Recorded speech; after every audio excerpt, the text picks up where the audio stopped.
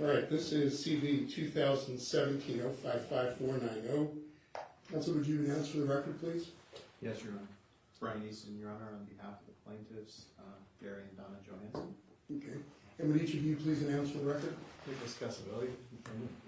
Nicoletta Castelli, defendant. Thank you both. You can be seated. We have a number of things to cover today. I don't have any predetermined decision on what sequence we should take them in. What I'd like to do, though, is to make sure that we list each thing so that nobody leaves here realizing that there's something we did not cover. So I think you have filed a motion asking for a different trial date. Yes. Right? So that's one. There's a motion for partial summary judgment that the plaintiffs have filed.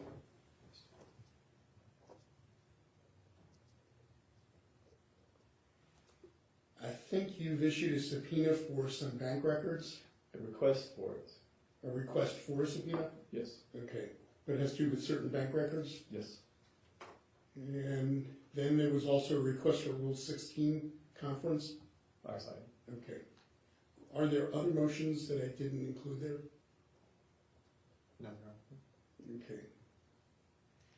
So, as I said, I don't have any strong preference on what we cover, but I'd like to cover the substantive rulings because I guess it could have an effect, which to me would be first the motion for summary judgment and then probably get into the bank records. That has to do with the case itself. The rest of it is process related. So, counsel, it's your motion. You may proceed. Your Honor, the motion is fairly simple and straightforward. Arizona law says that when you give security to, or when you provide collateral for security for something that's going to be paid in the future, especially when it's in the nature of a house, that only constitutes a mortgage. And so there's an equitable mortgage statute that Arizona enforces and requires that even though title may be offered, that all you're really getting is a mortgage. You're holding title to enforce the collateral interest that you claim. In this particular case, that is exactly what the CASAVELLI'S are claiming. They are claiming that they were owed money and that they claim they were offered, we contend that they took, but they claim they were offered title to the house that they now reside in. My clients contest this, but the point is that setting aside the issue of how they got the title, their claim is nothing less than we got title because we were owed money. And in my motion for partial summary judgment, I set forth the specific language that they state, not just once, not just twice, not just 3 times, but in 4 different places. Nick Casavelli states it in his deposition. Nicolina Castelli states it in her deposition. Prior to their depositions, while they still had counsel, they said it in 2 of their different discovery responses, that they took title strictly to secure amounts owed to them. So they were holding the title. They were not allowed to take title and place it into their name. And if you will look at the motion for partial summary judgment that I put forth, Your Honor, in the statement of facts, you'll see very clearly that it states that.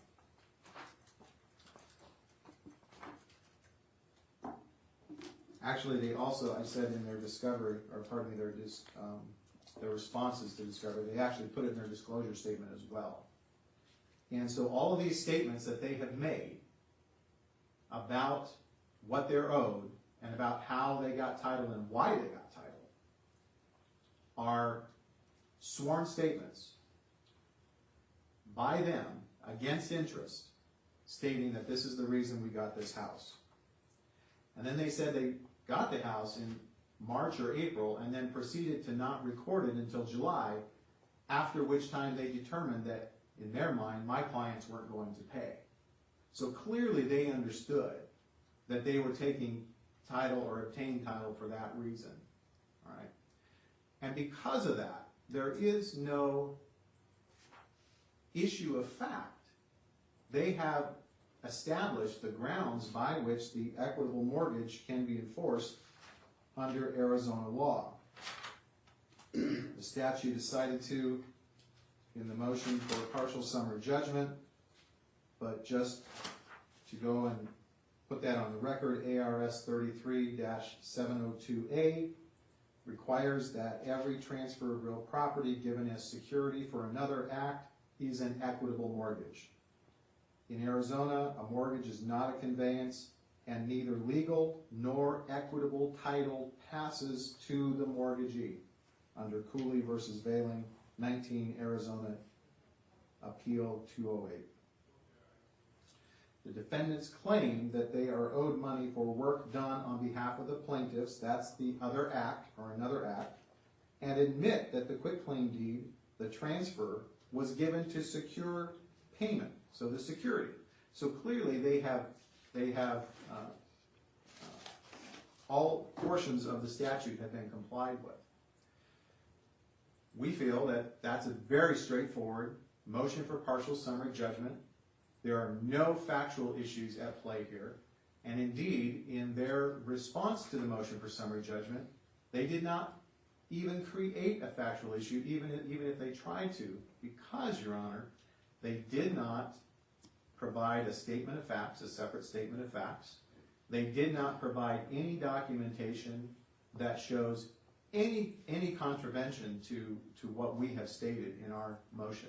They made allegations, but again, under the rules, unsupported allegations, unsubstantiated allegations, as in where there's no statement of fact that's supplied. The court cannot rely upon those mere allegations because we have substantiated ours with a statement of fact and showing very clearly by sworn testimony that Nick and Nicolina have admitted that they took title to this house as security for another act. They are therefore allowed and afforded no greater interest in the house other than a mortgage. Now, what's the extent of that mortgage? That's going to be a contested issue. They've claimed a bunch of work that they say they've done. We're not asking for that to be determined right now. We're reserving that. We're asking that the court merely state today that the title to the property belongs back in the Johansson's name for the reason that this is nothing more than an equitable mortgage and for the reason that there are no controverted facts that have been brought to light in the pleadings for this motion for partial summary judgment. For those reasons, Your Honor, we believe that the court can rule summarily, and this will resolve two of the counts that are currently pending before the court and will help shorten things up when we get to trial. I still believe there are any number of issues that have triable issues of fact, Your Honor, and it seems like we're headed that way to a jury trial or a trial, bench trial or jury trial. But either way, this will help shorten up some of that and allow us to move forward. And it seems that this is appropriate. It's very pointed and it's very direct. The statute in Arizona is directly on point on this. I even had opportunity to argue this in another matter, in another case, before Judge Herod. Same result. Okay, when the deed is offered merely as security for another act, it is an equitable mortgage, nothing more, nothing less. You don't get to change the title to the house and put it in your name and start treating the house like your own. It's a mortgage, it's a mortgage, it's a mortgage. That's And when do you have the ability then to do that? I'm sorry? You're holding this as a security interest, and They're maintaining it as it was taken. a person, Yes. a holder of this is holding a security interest. Clearly, it is designed so that the person doesn't have to file a cause of action, but rather if there's a material breach, they can then exercise on that. So at what point under the equitable mortgage notion would the defendants have the right to do something with that document they were holding to actually change title? Well, at such point, I suppose, as they might allege there is a breach, but I don't know that, they've alleged potentially a breach. They said that it became apparent to them the Johanssons weren't gonna pay. But the interesting thing, Your Honor, is there's nothing that they have put forward in terms of what the terms were on this. Nothing that they put forward in terms of sworn testimony. Nothing that can validate what they're saying. Certainly they haven't produced anything in their disclosure statements.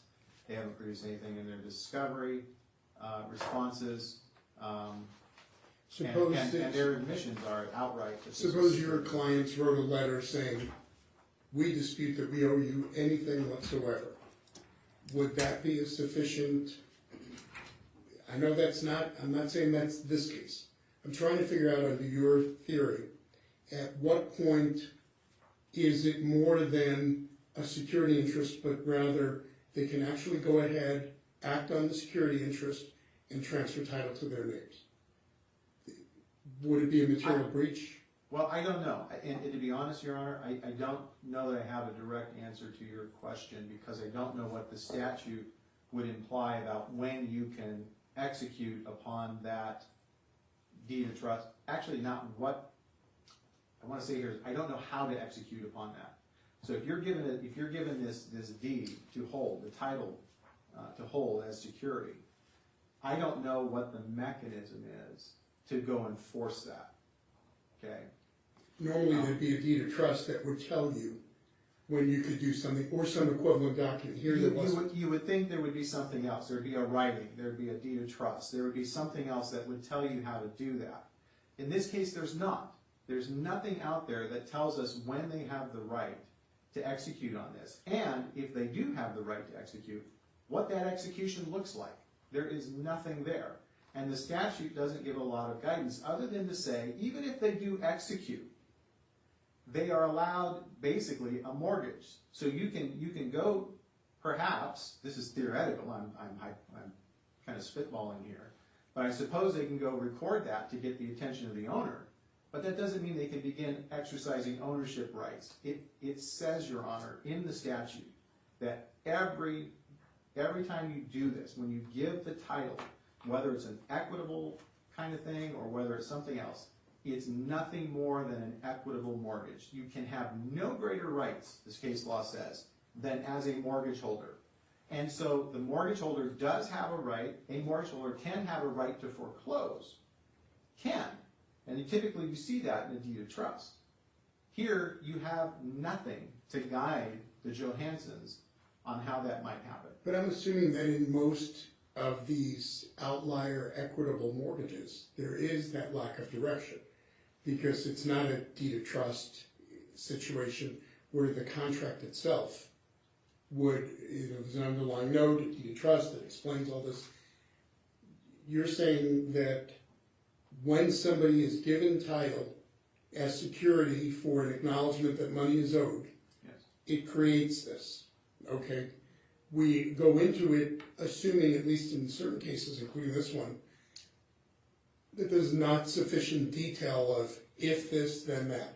What we do know is, if we assume your claim, that your clients, as a security interest, gave to the defendants title to their property. So let's even say the defendants agree. Yeah, that's exactly how we got it. How do we know if it is an equitable mortgage? I'm just trying to get my arms around. They eventually transferred it into their name, or they're claiming that it's in their name? It isn't. They did record the deed, and it is in So their name. what we have to look at is whether there were any events that would have allowed for a trigger for them to, number one, exercise on their secured interest, and number two, what would be, whether that was done properly. That's the question I've had about this is, okay, I don't disagree with you what the law says, but why are they not entitled to the trial? They say, yeah, we had a security interest, and it's factually established they transfer title.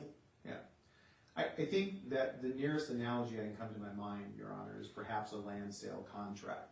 A land sale contract is kind of a weird creature allowed under Arizona law, which says that if I sell a property to another person, that I can hold the title to that until such time as they pay me in full. Like a carryback type thing? Yeah, it's like a carryback, but it's nevertheless, you hold the title, you don't transfer title until all the payments are made. That might be 2 years, that might be 30 years, because they might make payments just like they would under a standard mortgage. But until the last payment's made, you don't have to turn title over to them.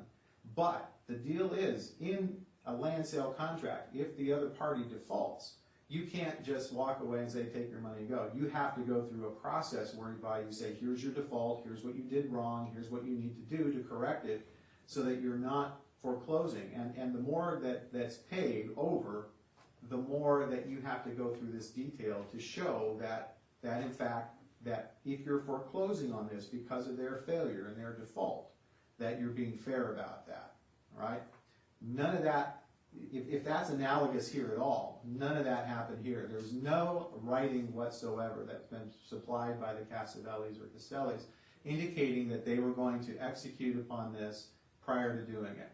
And interestingly, Your Honor, that would be something that they should raise in their response to the motion for their response to my motion for summary judgment. They didn't raise that, okay? They didn't state that anything was put in writing. They didn't say they went through a procedure. They didn't say anything about that. All they've argued is that they've argued whether the Johanssons gave it to them and whether they took it from them. They've argued that point, and that's irrelevant for this, because that issue can be set aside, and we can still determine whether or not this motion for summary judgment should be granted on the other facts that are uncontroverted. And there are simply, again, I just want to state this, they had an opportunity to reply, that there are no controverted facts here because there was no supporting separate statement of fact. There are just mere allegations, and the case law says you can't rely on mere allegations when it's supported as we supported it in our motion for summary judgment. So that would be for them to raise the issue, Your Honor. In front of the court now are uncontroverted facts, that they took this and they don't have the right to be anything other than a mortgage holder. That's all. So title needs to go back now because they can't prove, and they haven't proved, and they haven't setting forth any facts that show that they have the right to do what they did in terms of exercising complete dominion and control over it and take it in fee simple. Thank you. Thank you, Your Honor. I don't know whether both of you are going to argue this or whether you, sir. I will. Okay. First of all, Your Honor, they haven't even stated that there was an agreement, is what he's stating as an equitable mortgage. The deed was a quit claim deed, which clearly on it states that they're giving up any interest forever when they offer the deed. The deed was offered for payment for work for prior to 25 months. As for a statement to offer that there's any type of agreement to mortgage our payment. Just so I understand that, you're saying their argument is you did work or were still doing work, any combination, you're owed money, and that as kind of a promise that you'll get your money, they gave you a deed to say, look, if ever we don't pay you, you've got the house. That's their argument. You're saying, wait a minute, no, we had done all this work and we're going to continue to, and they came to us and said, instead of paying you in cash, we'll give you this property.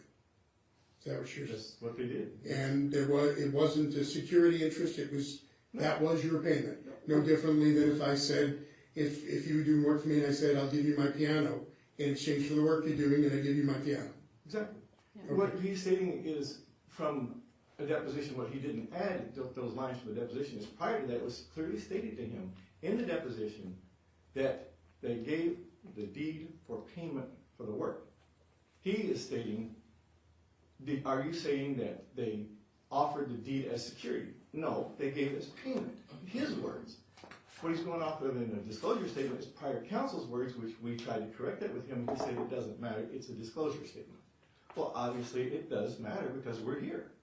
The issue of this is that there was never no agreement, and the nearest thing that could possibly come to be considered agreement, other than prior counsel's misstating something in a disclosure statement, would be that the end of April, I think it was about 3 weeks after they give us the deed, they come to our house, yes, our house, that was offered, the deed was already, and they stated that they was going to purchase a house. And they quickly withdrew that statement and said a franchise. The franchise was It was going to be a Subway or McDonald's or something like that. Or Pizza. And that was it. According to the January 23rd statement, 23rd conversation that we've submitted as evidence, that you said you might do it in camera on, which we wish you would, it clearly states in there that they're downsizing and they're moving out of the housing business, the rental business. This is no different. This is just part of that move that after they did. And paying us was part of it. Also, submitted in disclosure, there was never any listing of that house mentioned to ever be sold. We don't know why, but there is a list where they wanted to sell their rentals. That was never on the list. We didn't know. Of course, we figured we'd stay there, and they had different ideas. They didn't tell. There was never a discussion of mortgaging any payment to us. They didn't pay. During this process, Mr. Eastin and the plaintiffs have never showed any payments to us for the work we've done. But he's alleging in this complaint, if there's partial summary judgment, that we would mortgage our payment? This was the only payment offered. We didn't solicit it. So you're saying they never wrote a check, they never promised to be writing checks, they never transferred money. They promised to pay all along, Your Honor. What's it? They promised to pay all along, but they just However they did. So you're saying the event when that, I think you're the one that showed me the quick link, when that was issued, at or about that time, may have been before, because there might have been discussions that then led to it, they said, here, just, we'll give you ownership of the house, period. basically there wasn't even a prior discussion. They called us over one day and said, here. And what's this? And then what did you understand in exchange, what were you giving up in exchange for taking the house? We understood it was equal for all the work we'd done prior. And we thought that was fair, even though the house value at that time was around $80,000. It'd been a rental and not taken care of. Now it's been inflated to $200,000, but that's our improvements. Okay. And I don't know if it's valued that, because there's been no appraisal on it. But it was, we was understanding, we was clear, we was square. And that's what Johansson said, and that's what we said, that's what we understood. On September 15th of 17, we had, I think it was a 4-hour conversation with Mr. Eastin where we told him all of this, that it was for payment of a debt and that we were square, or they were square with us. And for him to state that the only reason we didn't record the deed right away is because we were holding, that's not true. The house was ours, it was given, so we started remodeling. We were busy doing that. The last thing we really worried about was recording it, because once it's given, it's given. You don't even have to record. It's just something you do to let third party know you own it. So when did you eventually record it? July 5th, Of 2018? 2017. 17. I thought you said it was given to you in September of 2017. September 15th No, is when we had a conversation with Mr. Eastin letting him know it was given for payment. It was given for payment. Actually, the date on it was March 30th of 17. And then you recorded about 3 or 4 months later? Yes. Okay. And then you had a conversation with Mr. Eastin a few months after that? Well, they filed suit. The And way we that- tried to explain this, when he did a 3-month, undisclosed discovery on us, we didn't know he was representing them. Okay, that's a different story. But he was So acting. just because I want, it's a very, there are compelling arguments here. You're basically saying he could be right about what this law is about equitable mortgages and all that kind of stuff, but it's just not this case. This case was simply, here, in exchange for what I owe you, take this house. Exactly. You're right. Simple as that. There was no agreement. We didn't agree to hold or let them make payments or anything. Why would we do that? It was payment. Mortgage our We payment. started working on it when we could. We still worked for them. There wasn't an issue.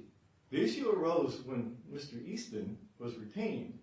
That's when this whole issue arose, because apparently he's reading something more that's not there. It was roughly Even the 6 months. Johanssons have stated to us back in December, this isn't even right. Yeah, and I know that there's all these other conversations. I can't even go by the record. So, I think I have I read what you wrote, but I have a much better understanding of how you're contesting what he said. He's saying you didn't provide any record to show why you foreclosed on it or any of that, what triggered it. You're saying none of that would have happened. This was the payment. And no differently than if they wrote a check Well, exactly. and you cashed it. There was no foreclosing on it, but even just entertaining his idea for a moment. You ask how long are we supposed to wait before we can act if they don't make any offer? to cure amount, defeats, whatever you want to call it. How long? By his own admission, we waited 3 months to record the deed. And isn't a foreclosure usually after 3 months? Well, I don't know what it would be, but so you're saying, were there any other signed documents that accompany this quitclaim deed? You just got that. just this. So if that quitclaim deed was a check instead of a quitclaim deed, they payable to you for $80,000, let's just say. I always use that number. You thought that was about what the house was worth at the time.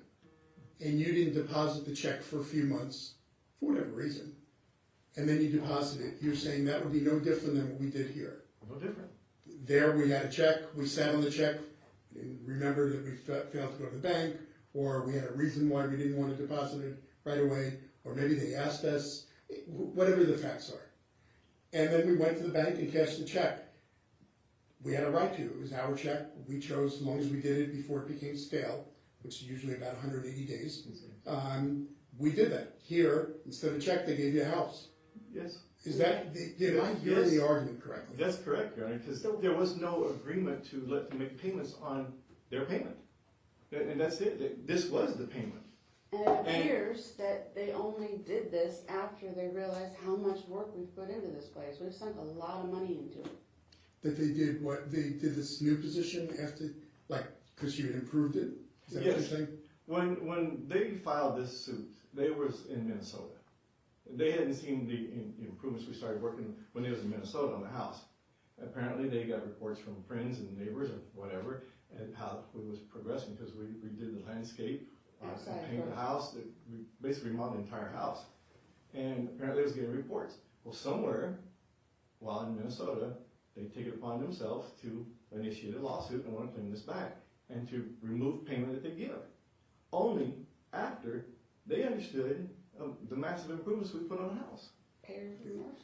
And this whole thing, to me, this summary or equitable mortgage, my understanding of equitable mortgage and anything that Mr. Eastin has referred to in any case law doesn't apply, because we never agreed to mortgage our payment.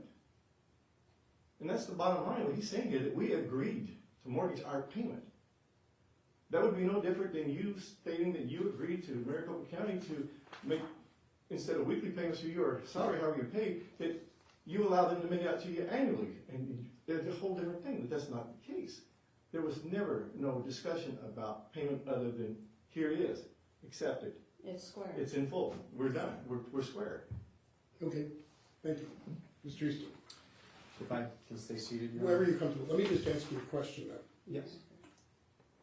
Let's just assume, for the sake of discussion, that I absolutely agree with you on what the law is about equitable mortgages and how it's supposed to proceed. We already had a discussion about some of the problems with implementing it when there isn't an underlying document that would then say, what is that event that would trigger somebody to act on their equitable mortgage? Let's just say all that. What's the evidence that you have provided to show that this is an equitable mortgage as opposed to payment as they're claiming? Well, their admissions in the various things I cited to you, Your Honor. So in their answers to uniform contract interrogatories under oath, they stated that that they were given the quitclaim deed, quote unquote, subject, however, to, or pardon me, let me go back, quote unquote, conditioned only upon being paid in cash on all invoices previously submitted to the plaintiffs if one house could be sold in the next 4 to 6 weeks, unquote. In their second Rule 26.1 disclosure statement, they say, again, quote unquote, the house was given, quote unquote, subject to one condition subsequent, that they give the defendants 4 to 6 weeks to sell another home and pay them what they owe the defendants in cash. All understood that the plaintiffs would be paid in cash and in full, and the deed returned. Okay, so 4 to 6, okay. we'll take that position, we'll assume that's the record. 4 to 6 weeks, they got issued the deed in March, they didn't record it till July. Your client has not come forward with any evidence to say, we offered to pay, it was rejected, or we didn't, nothing. There's just, let's hold them to the record that exists. They said subject to one condition, which is within 4 to 6 weeks allowing them to sell another property in order to pay the invoices. We know they didn't record it within that 4 to 6 week period. You yourself said the evidence that they held on to it establishes the equitable mortgage. They've given a different reason, but they acknowledged we didn't record it till July, and I think they said it was given to them in March. Why? Once that happened, it was only one condition. The condition wasn't met by your clients. What prevents them from accepting his payment? Statute of frauds, Your Honor. So this is an allegation made by them that it was 4 to 6 weeks. Statute of frauds requires any interest in land to be set forth in writing. Your client is asking me to assume contractual terms that aren't there. You're saying which are that it was conditional. They're saying no, it was on payment. And you're saying yeah, but you guys admitted it was conditional, and they're saying okay, if we did, then we met the condition. They're admitting condition, Your Honor, which shows clearly it controverts what they're alleging. They're alleging, here's the house, you're paid in full. No, it's not. They're alleging a condition subsequent had to be met, okay? And they haven't set forth anything in regard to that to show whether that condition's been met or not been met, and that's their burden. Okay, all I'm suggesting is that this admission by them shows that they did not accept payment. They accept the house as payment. They accepted it as security. And the admission here is fatal to their whole claim. And they go on, Your Honor, even in their depositions, they go on, and I try to clarify this with them and get really to know what they're asking. So in Nick's deposition, I ask, quote, and so when you claim that the Johansons gave you a quitclaim deed in the end of March, answer, I don't claim that's what they did do. Question, okay, well, I'm just stating what you stated. So you're stating that the Johansons gave you a quitclaim deed at either at the end of March 2017 or beginning of April of 2017. Answer, somewhere in April. I'm not sure. I think it was April. Question, you're saying that they gave you this deed. Answer, not just for this. Question, to secure in part this, but other work as well. That's what you're saying, right? Answer, I don't know. Yes. Then he goes on. Then we go on to Nicolina's testimony, and I questioned her and said, question, quote, I thought it was Nikki's testimony that they, or pardon me, so I guess I must be talking to Nick here. I go on further with Nick. I thought it was Nikki's testimony that they didn't offer the house for payment, but that they offered to give the deed until they sold another house and paid each other, or paid cash. Answer, semantics. They offered the deed until they, ... It says that they offered this deed in April, a month before, and then they take off and just shuffling money, okay. And then they get to Minnesota a couple of months later, and they said they're not going to pay. They didn't want to. Okay. So again, they were looking for payment after the deed was given. That's what that testimony indicates. Nicolina goes on in her deposition, and I asked her a simple question, quote, all right, so you're saying that the house was signed over to secure a debt. Answer, yes. So, okay, so let's go back to what we talked about earlier. We'll assume then it is, for the purpose of your argument, it is an equitable mortgage. Nothing else is in writing. You're asking for summary judgment to declare it an equitable mortgage? Yes, and to restore title into the name of the Johansons. But are your clients, as a matter of law, entitled to be restored title when we don't know whether the conditions were met? Why do they get relieved? Now this was 2017? 2 years later, why do they get title restored to them when, even if they establish it's an equitable mortgage, they haven't established that the conditions have been met? Do you follow? Let's say it was an equitable mortgage. Yeah. Do they get to come back much later and say we want our property back when they have not shown that if it was an equitable mortgage, it was a security for an obligation? They haven't shown that they satisfied that obligation or that the condition hasn't been met. How do they end up with their property back when just because it's an equitable mortgage? That's where I'm having trouble. Maybe because the law says so, Your Honor. Any interest like this, where they are claiming that the property is offered as collateral, can only be in the nature of a mortgage. Okay, they have to then, you know, a mortgage can be foreclosed, I agree with that. But if a mortgage can be foreclosed, that process hasn't been complied with because they haven't even shown anything they did to comply with such an issue. And as far as the 2 years goes, Your Honor, this lawsuit was filed within. I'm not saying that. I'm saying I'm not claiming anybody sat on their rights or anything like that. No, I'm not doing that. I'm just saying they're claiming there wasn't a condition. You're saying their own words establishes that there was. If so, their own words suggest it was a 4 to 6 week obligation. They didn't record it until after the 4 to 6 weeks, and I'm unclear about what the process would be that they allegedly didn't follow.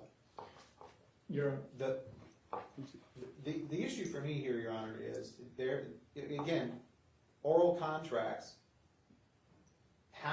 You have the statute of frauds issue here. Okay, so you have a quitclaim deed that they obtained from my clients. That's our stance. Okay, it was obtained impermissibly and without my clients knowing it. But I'm setting that aside. Let's assume they just got the deed. Okay. And they claim it's for this. It's for this equitable mortgage. All right? That's all they're claiming. They're claiming the JOHANSONs just gave it to us. They're saying they just offered it to us for security. There have been no other statements made, and I'm only reading, Your Honor, what they said. They said it was offered as security. Now the issue here that they put in that it was offered for 4 to 6 weeks while the property was being sold, that's their contention, not ours. Okay? But if it is their contention, it must satisfy the statute of frauds. And they I'm have trying not. to figure out why the statute of frauds wouldn't apply to your claim as well. Because you're asking basically, you're saying, look, this was in exchange for something, and let's say they claimed it, that they said, yeah, it was in exchange for us getting paid, and we agreed we were going to hold the deed. Let's just say, we're going to hold the deed for 4 to 6 weeks to give you an alternative way to pay us. But we're tired of asking. We want our money, and they look at it and go, you know, let us see if we can go sell another property. Do us a favor, hold on to this for 4 to 6 weeks. That's the facts in the best light for them, based on the record you've cited. 4 to 6 weeks pass, no payment is made. Your clients have not come forward claiming a payment. So we know that there's no payment that was made. You're asking basically to enforce a contract, which was this equitable mortgage, that there was a contract that they would hold it subject to something else. Where's the written contract that your client is relying on? Their statements, Your Honor. They're saying they would wait 4 to 6 weeks before they recorded it. That's part of it, but there's other statements where they're saying here that it was just an absolute. But where is it that they hold this quitclaim deed? You're the one that's trying to enforce a contract against them, because without a contract, if the statute of frauds apply, as soon as they have that quitclaim deed gives them the right immediately to record, right? There's nothing in the deed that makes it conditional. That would be correct. So the fact that they said they agreed to hold it off for 4 to 6 weeks, you're saying makes it a statute of frauds case and it's not in writing, so therefore not enforceable. If it's not enforceable as a contract, is it the transfer of the property that's not enforceable, or the wait 4 to 6 weeks that's not enforceable? The wait to 4 to 6 weeks is not enforceable. They're alleging conditions that aren't set forth in the deed. And so the deed... Which really means if there was no agreement, because it's unenforceable, you go to what it would be without an agreement. Without an agreement, they have a quitclaim deed. Right. And yet, Your Honor, they have admitted under oath in 4 different places, 5 different places, that they took this as security for work already done and for work yet to be done. And it's under oath. I'm assuming that. I'm assuming what you're saying, understand that they said that. That would then form a contract. You give us today this quitclaim deed, we agree not to record it for 4 to 6 weeks. That's the best evidence we have at the moment. I'm not suggesting it is. It's not 4 to 6 weeks? The 4 to 6 weeks is part of what they added to in their disclosure statement, Your Honor. So I don't know the record. As part of their record, right? That's part of the factual record that they cite to, okay? But the statute is what I keep coming back to. The statute says when collateral is given under these conditions, this is it. This is an equitable mortgage. And so instantly at that point, they have the right, the Johanssons have the right to have the title put back in their name and have it just be deemed an equitable mortgage.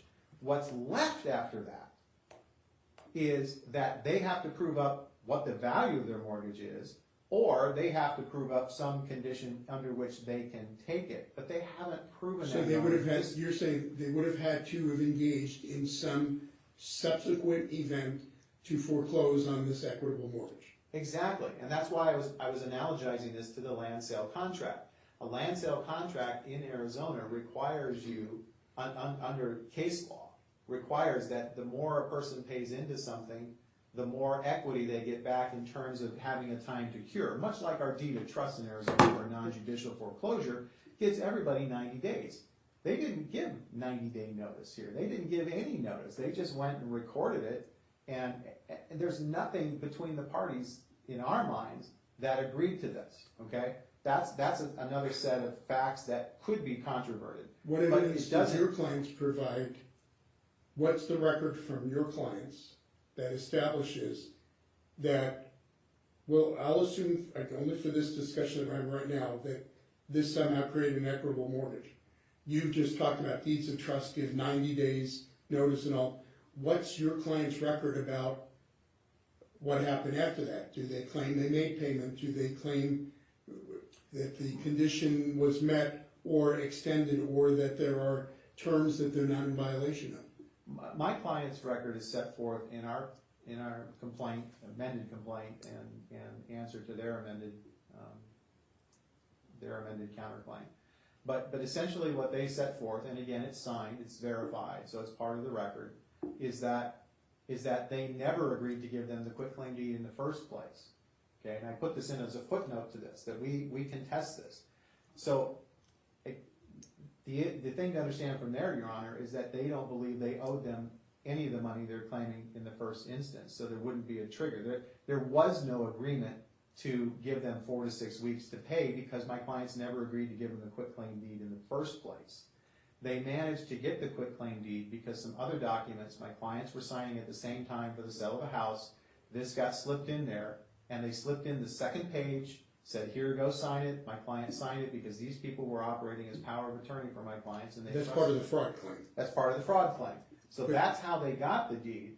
And Your Honor, there wouldn't be an agreement to pay them because they never, ever agreed to give their house as collateral. But assuming that they claim that the house was given as collateral, the best that they can get, the best they can ever get, is an equitable mortgage. They just can't go any further than that. And that's all I'm trying to establish now. Whether or not they have the right to foreclose is a question that goes beyond what I'm trying to establish here.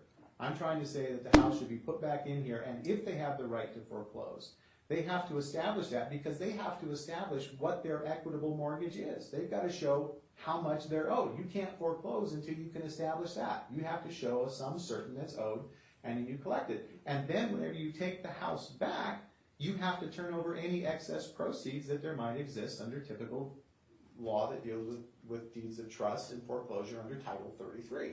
Okay. All right. I think I've got this issue here. Your Honor, first of all, he left out here on his transcription of deposition, page 228, line 6. It clearly states they offered the deed for payment under testimony. His words. Who said that? I did, under my testimony. Right. My wife said the same thing in hers. He's pushing words that says it was offered as a security. It was not ever offered as security. That's his way of manipulating this whole thing. There is no sworn depositions or affidavits from the plaintiff stating that there was any agreement of a mortgage or... No, actually, they're claiming quite the contrary. They didn't even need to give you a quitclaim deed. Well, that's the fraud claim. Then again, it goes to, was there an agreement to pay at all? Okay.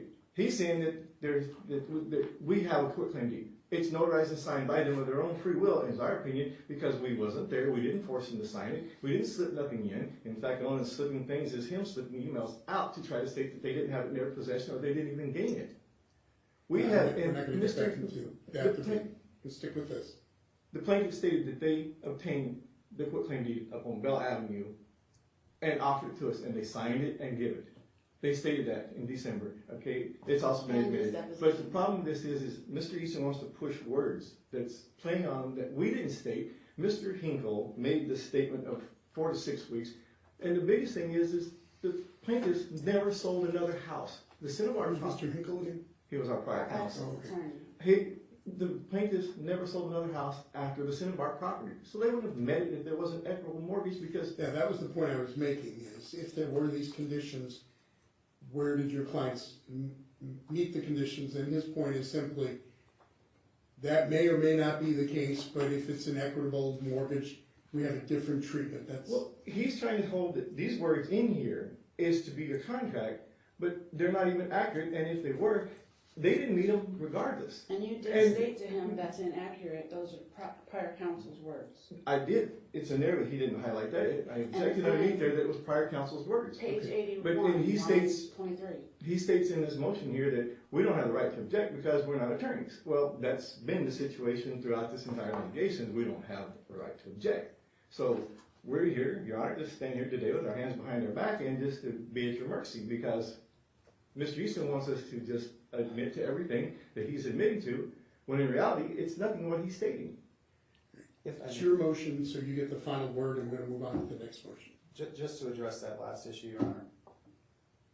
When Nick talks about in the deposition that the attorney misstated something, it wasn't Nick's deposition. I was taking Nicolina's deposition. Nick was sitting in on the deposition, listening in. And then he pipes in, he's not under oath, and he's not an attorney. His only allowance as representing himself as a party might be to make an objection to the form of the question or to the foundation of the question. He didn't stick to that. He interjected his own words at a point when he was not under oath. So his statement there is irrelevant, and it doesn't controvert anything that Nicolina said, and he didn't have the right to object on her behalf because he doesn't have a license to practice law, and he can't represent her. And I appreciate that distinction. Yeah. Anything else on the motion for summary judgment? No. Okay, Thank you. so now let's turn to your request for the bank records. Did you have something else that you felt like you needed to say that you, because I don't want you to leave here not. It was like, he said that in several places that we stated that it was secure. But there are also other places where we actually stated that it was payment. No, and I got that. Yeah. This one here, he asked me directly, why did you accept the deed as payment? And then he goes, What page is that? page 81 of my deposition. Okay. Who do you allege prepared the deed? Gary or Donna or both, I don't know, or someone that they hired to do it. I have no idea. Do you have any proof of that? The deed, the quitclaim deed. Got it. They're the one that gave it, came to us and gave it. Okay. What bank records specifically are you looking for? Let's start with that, and then we'll get into the why and whether. Well, now, with the court's permission, I'd like to subpoena Chase Bank, Bank of America, Compass Bank, and U.S. Bank. U.S. Bank, Chase, B of A, U.S. Bank, and Compass? Yes. And those are the places that the Johanssons did business? 2 of them we know. And Mr. Johansson was power of attorney on Chase Bank. And the issue with that is also I would want to request any prior subpoena record that had been issued to these banks.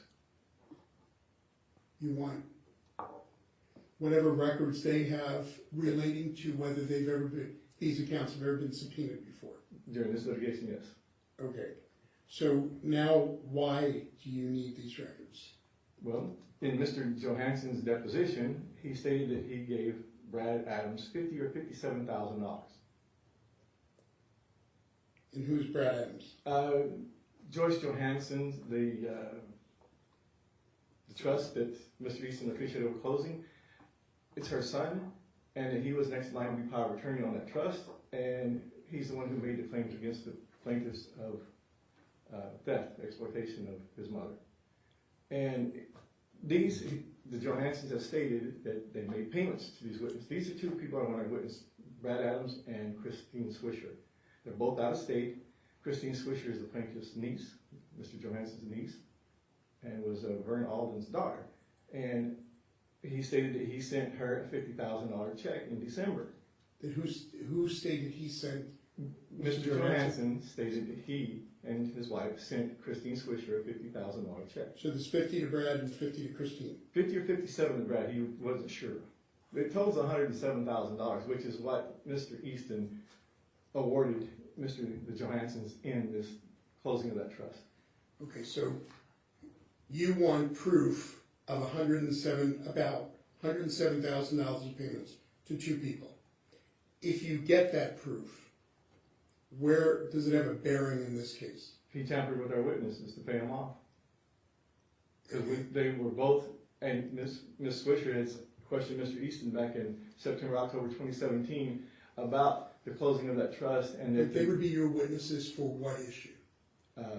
The assets, the lack of exploitation that Mr. Eastin is alleging that we committed against the plaintiffs, because they knew that it didn't happen. That you didn't exploit them? Yes, Your Honor.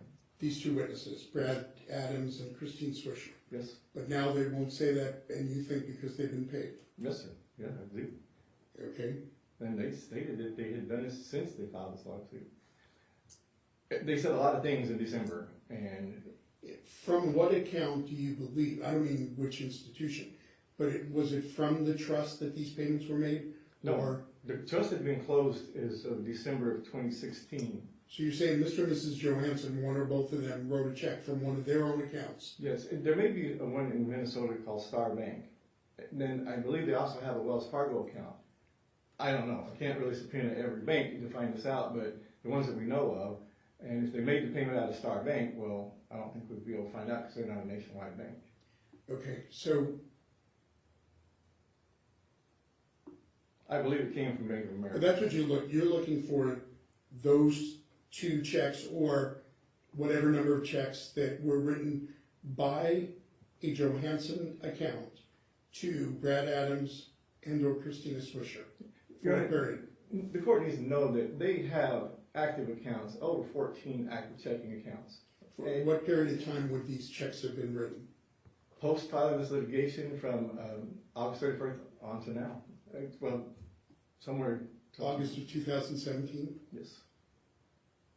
Okay. Anything else that the subpoena, the records you were trying to subpoena would that you feel has relevance to this case? Actually, yes. It has part to do with the actual serving of subpoena records that plaintiff's attorney said he served upon for our records from Compass Bank and U.S. Bank. So you want a copy having to do with your bank records? Well, yes, at the same time. Because U.S. Bank states that they wasn't served a subpoena for our bank records. Mr. Eastin here states into, was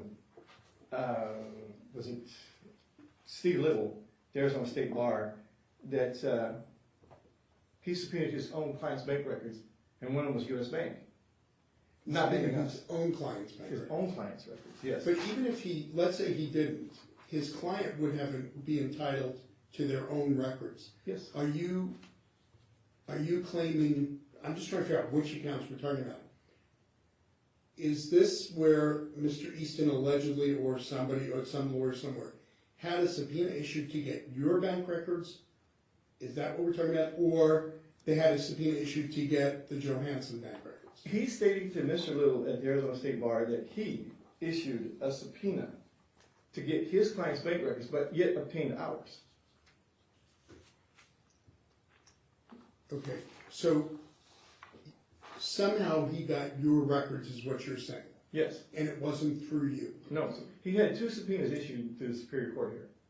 If he obtained his client's bank records with those 2 subpoenas, which would have been Compass Bank and whatever, he said on November 9th that he did not get Bank of America's records. Let's just say he was mistaken or even lied about his own client's records. We'll just assume that for this discussion. Gee, I guess I was wrong. I didn't subpoena it, or I lied that I did subpoena it. His client, if he did that, if there is any issue between him and his client had a right to their own records, would not have needed a subpoena to get them. Yes. You're saying, though, through some process that Mr. Eastin was involved in, somehow his clients or him got your records. records. Yes. Okay, so it doesn't matter whether they got their own records, you're saying they shouldn't have gotten your records. Yes, Your Honor. And you want any record of any subpoena how do you know that they got your records? Did they He's been discovered.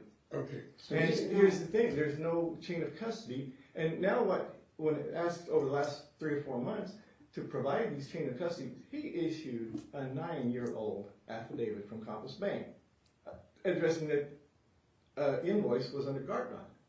Not what clear records, what records of yours did they get? Compass Bank and U.S. Bank, allegedly, but there's a difference, see? We subpoenaed our own records from Compass Bank, and Compass Bank still up to that point stated they never responded to any subpoenas other than ours. And our documentation looks totally different than what he submitted. Okay, so somehow you're claiming Mr. Eastin or a law firm or the Johansons got copies of your Compass Bank and U.S. Bank accounts. The Johansons told us that they went to the bank and at branch level that they obtained them, and from a person named Louis Cota in August. And subsequently, Louis Cota was terminated from that branch, and then Ignacio Herrera, the So branch. somebody at the bank gave the Johansons your records? Yes. And they shouldn't have done that? No, sir. No subpoena. So you're looking to find out whether either at Compass or U.S. Bank they were ever served with any document, or whether they have any documentation relating to why a third party would have been given your records. Well, with U.S. Bank now, considering that we went and personally talked to Henry Pirano at the branch that Mr. Easton submitted a affidavit of service stating that's where it was served. Funny thing, we It requested... wasn't served, you say that, The subpoena was served. for your records? Yes. The funny part about that is we requested middle of last year from U.S. Bank a copy of the subpoena. It was a conformed copy, and along with it they sent an affidavit of service. I thought that was odd. Researching into it, the bank believed that the branch did not forward the subpoena that was allegedly served upon the branch.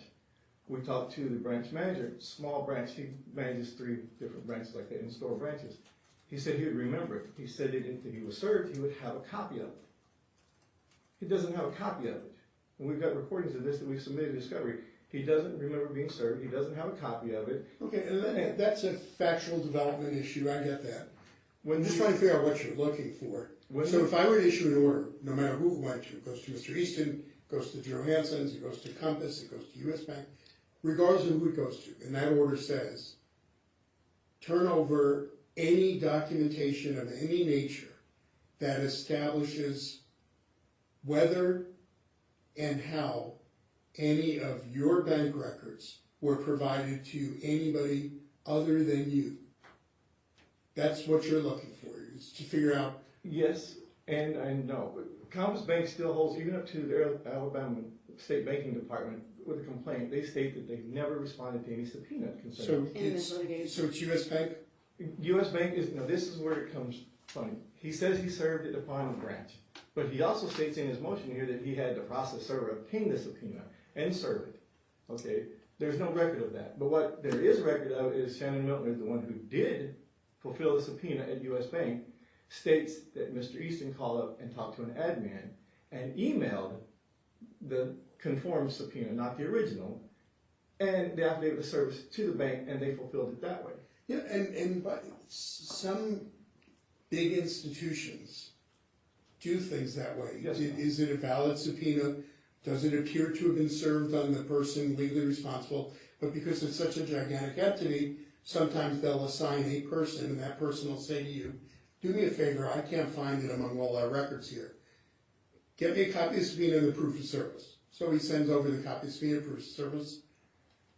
Are you claiming that the subpoena wasn't issued by this court? I'm saying the subpoena was manufactured by Easton's office, That's confirmed by the prepares. plaintiffs, and the seals on the That's back. not prepared. A subpoena isn't prepared by me, and it's not prepared by the clerk. A person prepares a subpoena and asks that it be issued Yes, by the clerk of the court. But Was this subpoena issued by the clerk of the court? no, the stamps was taken from that, the seals from that stamp, and then put to a conformed, altered copy that he then emailed to U.S. Bank. And we believe that Did he never get a subpoena to U.S. Bank? No.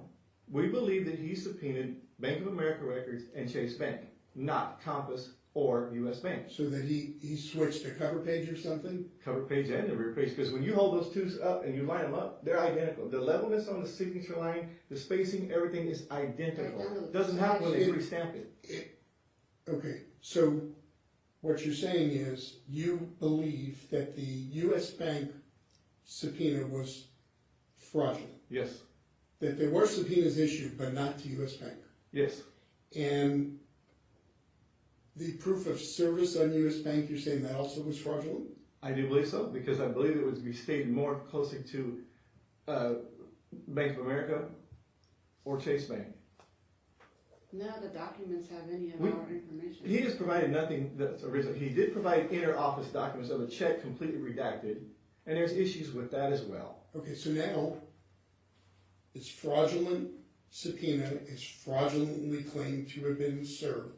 It gets emailed to somebody and says, hey, you know, I know you can't seem to find the original. Here's the conformed copy of it.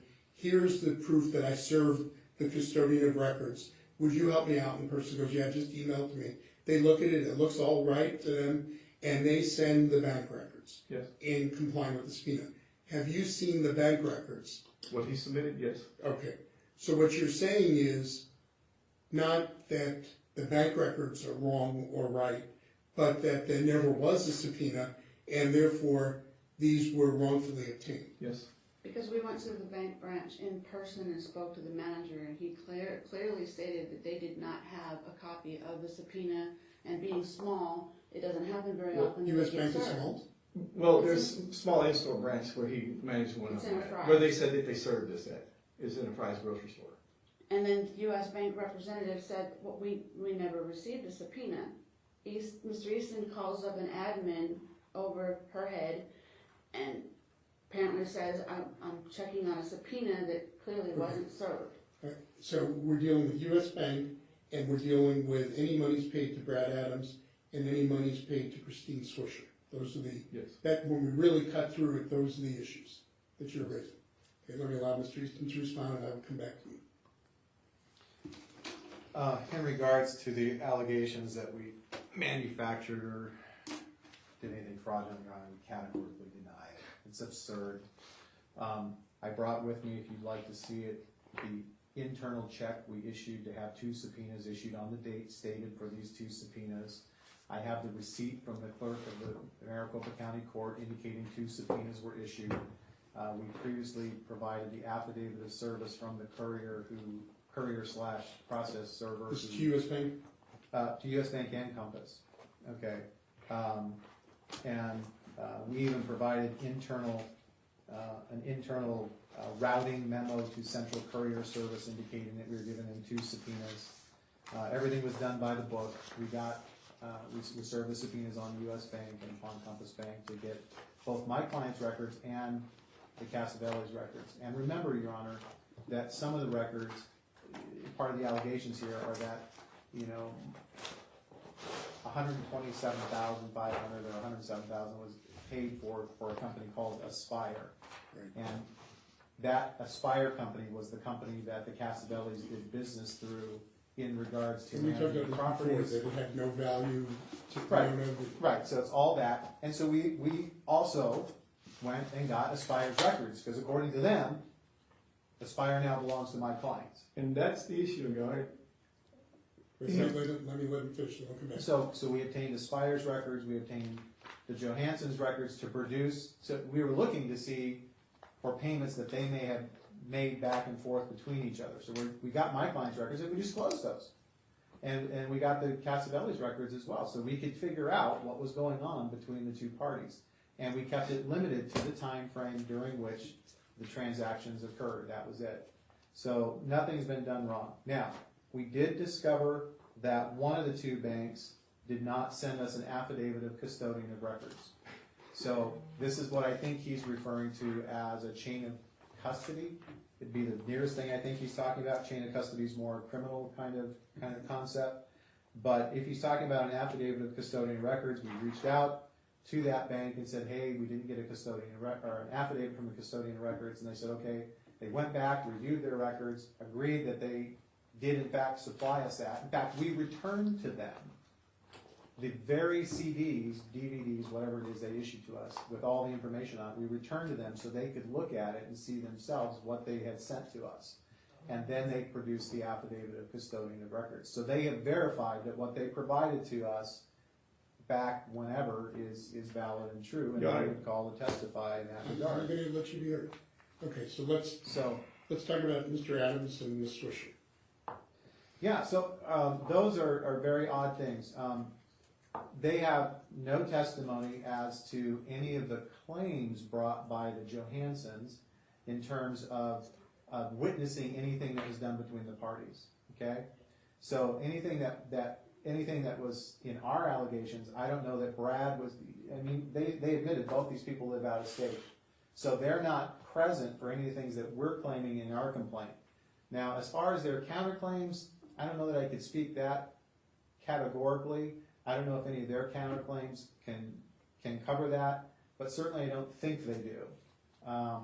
They might have some testimony about things that antedated my client's complaints. Okay, so everything kind of kicked in around January of 17, I think, where things started to happen that we're complaining of. And I don't know that Brad or Christine had any involvement in those proceedings from January on. Things before that, which they've alluded to in the past about a trust that Mr. Johansson was acting as the trustee for, in which he kind of finalized or dispersed funds out of. They're making some claim that Mr. Johansson got some funds impermissibly and then used those funds to purchase Aspire. Okay, but that has nothing to do with our claim, what happened beforehand. And certainly Brad and Christine are both beneficiaries or were listed as alternate beneficiaries in that trust, but they have not filed anything, and they would be the aggrieved parties, not Nick or Nicolina. They were not parties to that trust agreement. So I don't know that Christine and Brad have anything to do with anything in terms of any viable testimony. But getting to the central issue of them claiming that my clients have paid them any money, if they did pay them any money, it wasn't to pay them off, quote unquote. It would have been that they were Mr. Johansson, and I'm not even sure the testimony they're citing to in the record, but Mr. Johansson had contemplated taking that money and then distributing it ultimately to other contingent beneficiaries, even though he distributed it himself initially. That's the only thing he's ever talked about is a distribution, not a payoff to alter their testimony. Okay, go ahead. First of all, the money that was distributed, he officiated over under alleged hardship. That same money was what purchased his words of sham conveyance, which is not a legal definition and can't defend against something that's not a legal definition that he stated in this issue. That's what purchased the LLC. 10 days after an investigation was started on Mr. Johansson, criminal investigation, they stated that he said it wasn't payoff. It was definitely a payoff. Mr. Johansson stated in his deposition that they paid Brad. Brad is the son of the woman of the people that they financially exploited, including Mr. Eastin, because Mr. Eastin is the one who worked with this imaginary hardship. I recall from our prior dealings about this tangential fraud that you've been talking about and the inconsistency in positions as to whether or not, in one case the Johansons are claiming they are vulnerable adults, in another case they're claiming they're not.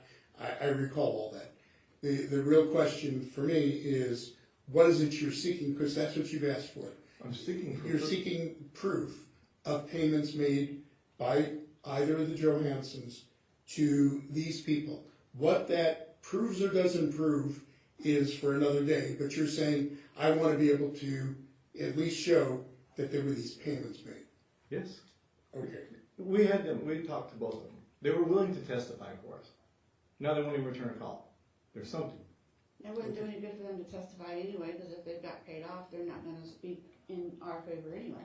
Okay, So that covers the bank. I think I have a feel for the bank record issue. The trial date. I understand that you have some work conflicts or something of that nature That was regarding set up, yes. the dates in July. When you set the trial in November 9th, we set it for July 3rd. June 3rd. We Yeah, posted that trial date, we had accepted a contract for work, and it's to start after the trial date. It was that's set. my fault.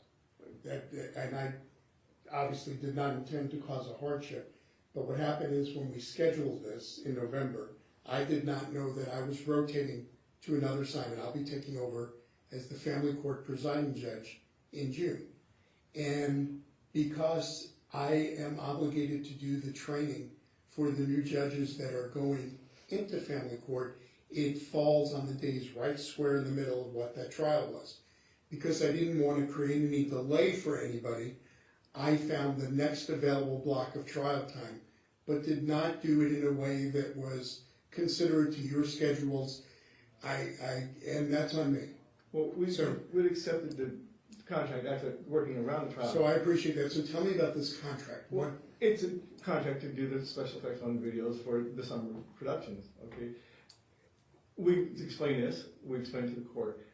If we don't do this, it takes a lot of time to do these special effects. There's a time that we have to get the videos back. If we don't do it, we're penalized, okay? Have you already started on it? No, sir, it starts June 17th, our contract does. But the issue is, Mr. Eastin objects as to anything, and states that it's going to be an injustice to his clients without any... Okay, so tell me about this, about the work. It's not something you can start on now. You can't start till June 17th. No, sir, they start this time of year and they're filming, and when they get it all together for the final edit, then they put the edit together, we get to go in and do the final effects on it. Summer's the busiest time. Okay, so it's in raw footage as the scenes being shot and things this, and then it's compiled and edited, then it's sent to us as the final. That's where we get it, and then we return it after the effects. And don't tell me who the specific client is, but what industry is it that this client is? Is this in the film industry, Film industry, advertising industry? the film industry. So somebody in the film industry, because I know they have these gigantic labs that do all the stuff. They use individual people like yourselves. Overflow, we get to subcontract out, Okay. so. And ordinarily, when you took this project, what do they kind of give you as an idea of when they expect you to have it back to them?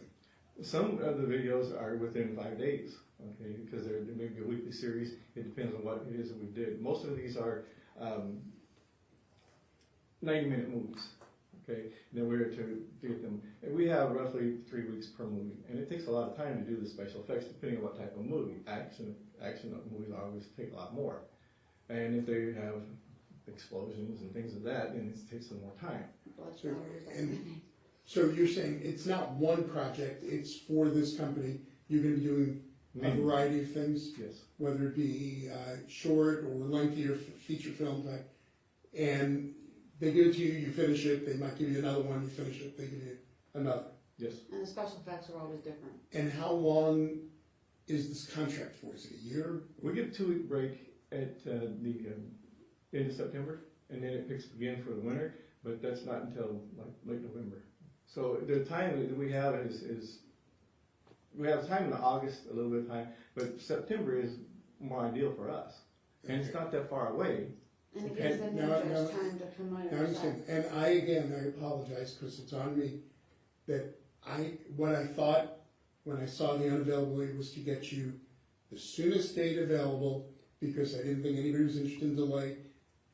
I didn't cause the delay, but nobody asked me to do that. I had to. We understand. So you're saying instead of doing it in July, can we do it in September? Yes. Okay. You're opposed to that new date. Let me hear from you. We just want it as soon as possible, Your Honor. That's what we want. We don't want any undue delay. And I appreciate that, but And they didn't provide a copy of the contract. They didn't even explain that the contract doesn't start till a certain date in June 17th. So, I mean, they didn't even provide that. well, I appreciate that there's no trust level that exists here, but I do know that they never claimed they weren't ready for the June trial. Correct.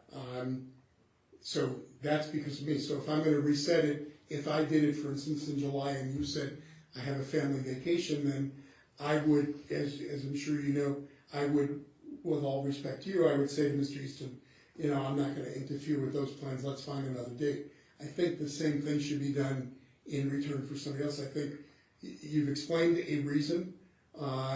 I know that there's not a trust that what you're saying is accurate, but that's on somebody else's concern. It goes beyond trust. There's no communication anymore. And there's good reason why there isn't. You don't even answer an email. Well, whatever it is, I think you've given me a valid explanation. I don't think going from July to September is going to be a big problem over like prejudice.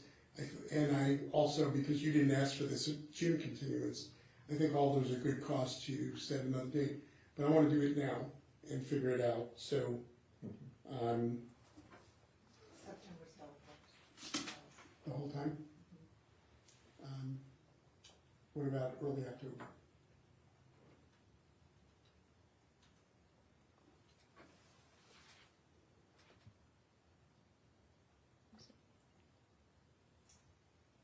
The soonest we could do is October 14th.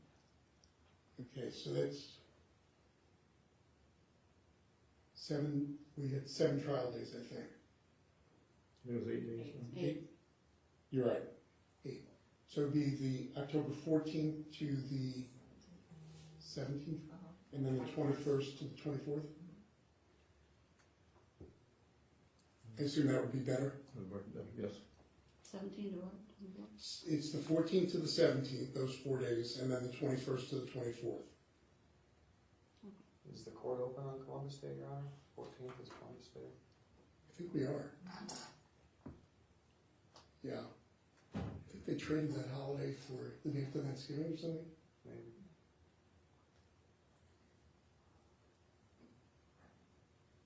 What dates are you talking, Your Honor? 14th? 14th through the 17th, 21st to the 24th. Just checking my calendar.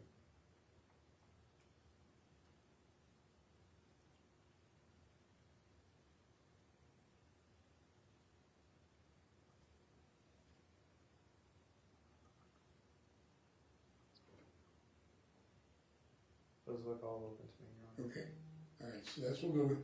I'm therefore going to change there was a date on May 31st. We're going to eliminate that one and replace it with a date probably in September for the final trial management conference. And I think earlier in the month is preferred if you can find something. September 6th at 10 a.m. September 6th at 10 a.m. Would that work? Look on your calendar. I'm pretty sure. Yeah, sure. We can, that can make this not that long time. What day was that, Your Honor? September 6th.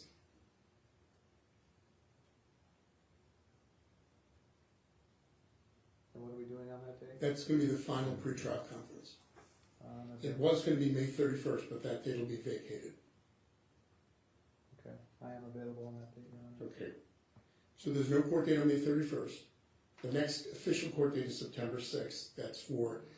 That's where you do all the final work that has to do with getting ready for the trial. Not your work, but coordination of how things are going to be done. There are motions called motions in limine that about how evidence should be presented to the jury. In your case, I expect there are probably going to be some of those motions. They get heard at that time. But we're going to issue another trial setting. So you're going to have you remember that when I set the trial, there were all these details of all the steps that have to be accomplished. There'll be another one issued with new dates. This new one is going to supersede any prior ones. Just make sure you read it carefully, follow those rules. The other thing I'm going to do is, I don't know whether the ruling will be issued by tonight, but I am going to finish my work today on the issues that you've presented today. The summary judgment and the bank records. There is one other issue. What is that? The issue of the insurance on the residents of 10124 Ironwood. The Ironwood residence insurance? Yes, What is it? you ordered them to provide proof that there was either a cancellation or when it was last obtained on here. The Johanssons provided that as of December 1st, there's still insurance on our home, and it doesn't end until August of this year. Yet Mr. Eastin submits that some doctored up request for cancellation backdated to September 17th or September 14th of 2017, but yet Mr. Eastin states, or Mr. Johansson states clearly that there's still an active one. Mr. Eastin then tells Lois Allman, at this insurance place, not to comply with this court's order as to give the information. What specifically, again, are you looking for? I want to know why they still have an insurance policy on our home covering dwelling and fire. And why, since there was an attempt to burn the house down, why would they feel the need to have an insurance policy on our house? It's a worry. It is. It's already been set fire once. Someone committed arson on the house. Okay, so, again, whether that is true or not, at this stage, it's what information are people entitled to. There are disputed facts, that's what a trial or hearings are for. This is just what you're looking for. So you've been provided information saying they still have coverage. They do, yes. And you want to know why they still have coverage? This gives them motivation to do harm to us, Your Honor. We don't know if we're going to wake up in the middle of the night, house on fire, or what. Also, so what I'm just trying to figure out, not why but what are you looking for? You want to know what if right now I can magically get the answer. If you could magically give the answer and order them to dismiss any... No, that's an order. Insurance. Insurance. You want to know whether it's still insured. We know as far as it is right now. Friday we got a quote from another insurance company saying, thank you for your interest in a quote. We didn't make a ask quote. for one. So either they dismissed it since we've been digging into this and canceled it or not. There's no proof it's been canceled, but there is proof that it's still there. And I appreciate that the issue is there, but today you're saying there was information you were looking for. I just want to know what information. Information that they either have it or proof that it has definitely been canceled. That the plaintiffs no longer hold an insurance policy on our home. Okay. And Mr. Easton, as per Ms. Allman, told me, and I did record it, that Mr. Easton told her she didn't have to provide any cancellation documents. Okay, so whatever that conversation was, I'm trying to figure out what they're asking. And they're asking, is there insurance? Not to my knowledge. It's been canceled. I've talked to Ms. Allman twice. This was the subject of a Rule 16 conference back in November. You asked me to get documentation, so I contacted Ms. Allman. She sent me documentation. Nick and Nikki have alleged that that documentation was insufficient, so I went back to her again, got further documentation saying, show me something that shows the policy is canceled. She sent me some documents. I didn't look at them close, but I sent them on. So these are the documents that she's providing. Have I told her not to cooperate? No, Your Honor. Then why did she say that on I recorded have conversation? no idea, Nikki. Okay. So they went. The Something idea you're saying that you've attended to twice is still apparently not to their satisfaction. Is that what I'm hearing? Well, I don't know what they're looking for, what their concern is, Your Honor. What I've been told by Ms. Allman is that it's impossible for that house to have insurance on it owned by the Johansons since the title changed by virtue of their recording of the deed. They have no insurable interest. Right. So that's what she's informed me of. I've given them the documentation she's provided me, and that's all I know. So I've tried to comply with the court's order. I thought I had, but they're construing something different. And to be honest, Your Honor, beyond everything else, this has nothing to do with the complaints on either side. Yeah, There's that's why nothing. when they got into what their fear is, I want to get into first, what are they looking for so then I can figure out how to apply. They're using So discovery who to is this? something they're not. What entitled insurance to. company is this? This is Accord or Ideal Insurance of the agent. The issue is that And what's her name? Lois Allman. A-L. M-O-N-D, I think it is. Like the nut. A-L-M-O-N. This Is is what she there a D provided. at the end or is it without a D? I think it's without a D. Almond without the D. She provided this document, Your Honor, and these are ones that's been cancellation from before on their properties, and it covers dwelling and fire. This one just says homeowners, and it's not even, It's handwritten in. okay? The issue of it is, it's handwritten in, it's been written over. And you say the agency she's with is Ideal? Ideal Ideal what? Insurance. I have the phone number. She specifically stated she didn't have to abide by the court order. Mr. Easton told me I didn't have to. Okay. The issue is the concern. If this gets closer to trial, what's going to happen next? It's an ideal win for the plaintiffs. if the house burns down, they have Yeah, but the insurance. insurance company, the insurance company wouldn't just pay it. Here's what would happen in that situation. I can go out and pay, let's say there's an area that a good example would be up in the Northlands where they're very prone to fires. I go ahead and think, I'm a gambler. Instead of Vegas, I'm gonna gamble on fire. And I take out policies on various structures up there. I don't have anything to do with them except I know they're in the fire zone. And I got a hunch that there's gonna be an unfortunate fire. And so I pay the premiums. Let's just assume for the sake of this ridiculous discussion that an insurance company actually issues the policy. If I don't have an insurable interest, then they're not gonna pay that. They'll probably refund my premiums to me. Because the question is gonna be, what was your interest? And it's for the very reason you just said. We don't give people the right to get life insurance policies on anybody they want. Because then something unfortunate might happen to them. Your Honor, they submitted documents that state that Johansson's still own the house. He But that's completely right. left out the quick. See, in this case, And it's notarized. but I just this want you to know, in this case, because they claim, the other side, that you wrongfully hold title, one could look at it and say, hey, you know, if we're right and these people wrongfully hold title to our house, we better keep insurance on it, because if something does happen, we'll end up with nothing. So, I mean, that argument can be made, but that's not what is being made.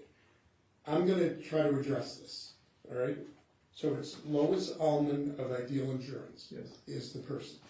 Okay, I think I've got it all.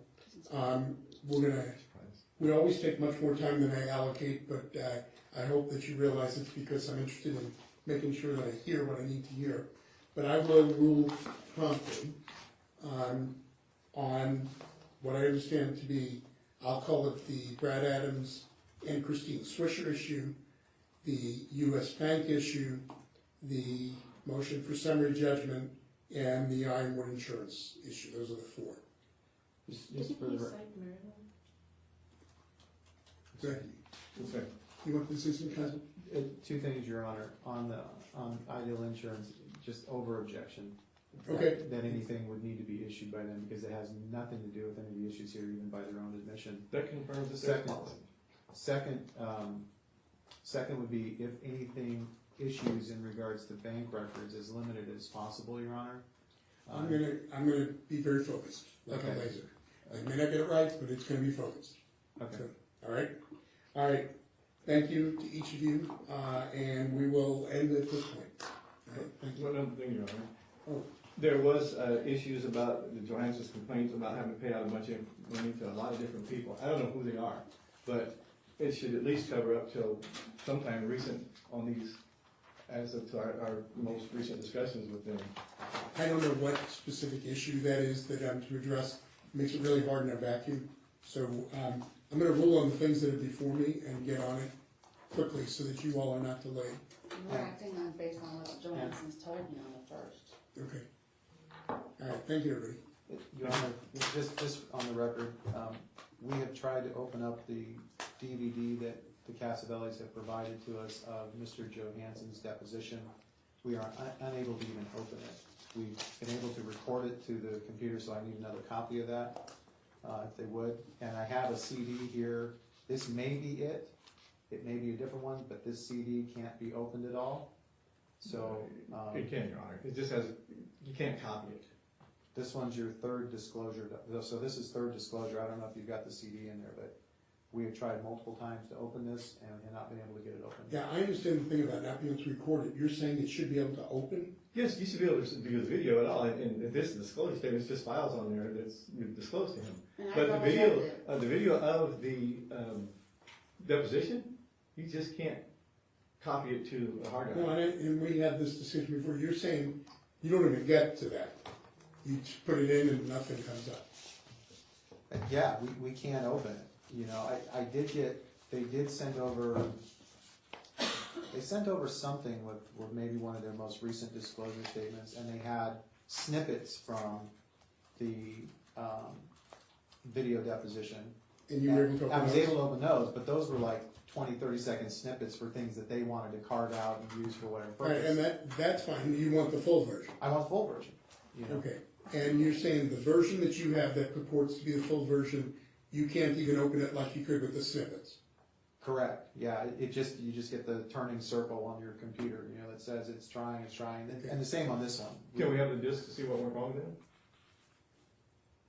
Yeah, and you want him to get it back to you, and you can check to see if Just there's see a what the problem? problem is, yes.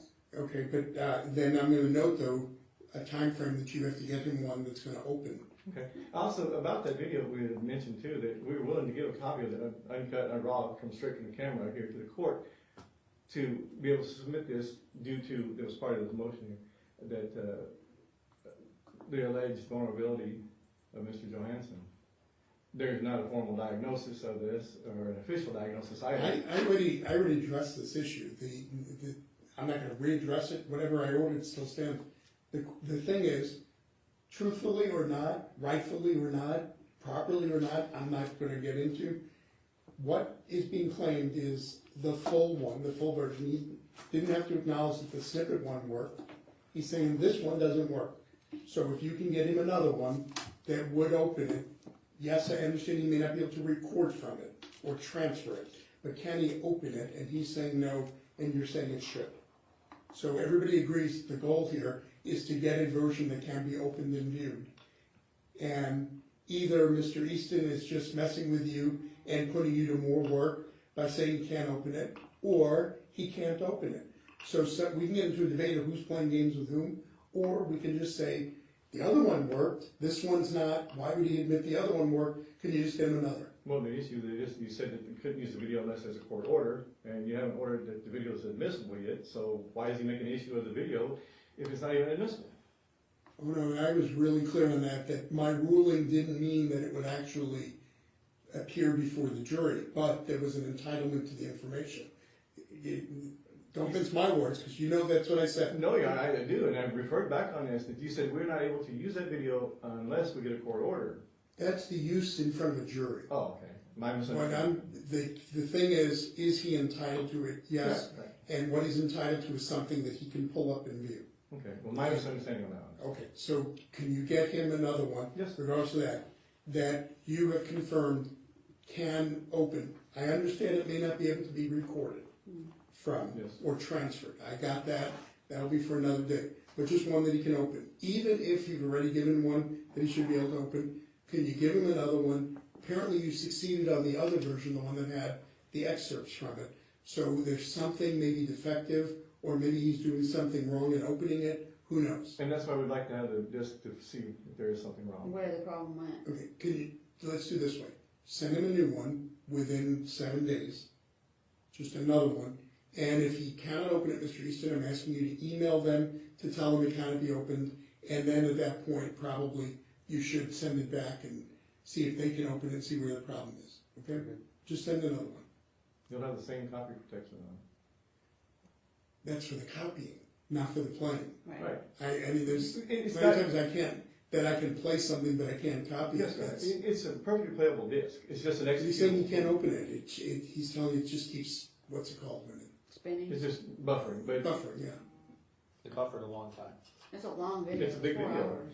It buffered, I let it go for a long time to see if it would open, Your Honor. Okay. It didn't. When you It do happens. when you send them the new one, see how long it has to buffer before, like after you copy it, on however you do it to create the disk. Run it on your own and see how long the buffering takes. If it takes 30 seconds or 30 minutes, you should, when you send it to him, communicate. When we went to open it, it took this long to buffer. So that way he knows he waited long enough. If you write it took 30 seconds and after 10 minutes it's still doing it, there's a problem. If you write and say it takes 10 minutes and he's done it for 5 minutes, well, yeah, you told It him it's depends a on big the one. speed of the computer too. right. I realize there are variables, but at least it was a framework. Yeah. Maybe his computer's slower, doesn't have the same, I'm assuming it doesn't have the same He may yours not. does. He may not have a codex either for the video, Your Honor. But that's another issue. But he opened the other one, is the point. Yes. So Yeah. there's But something there, so In let's, some cases, they embed the codex in the video, so it may have been on the smaller that they embedded the codec, on this larger that it may not have been embedded. So. you're speaking another language to me, so I don't know this stuff. I just wanna make sure he can open it. Okay. So send him another one, I'll put it in the order, and if there's still a problem, then let's work the problem.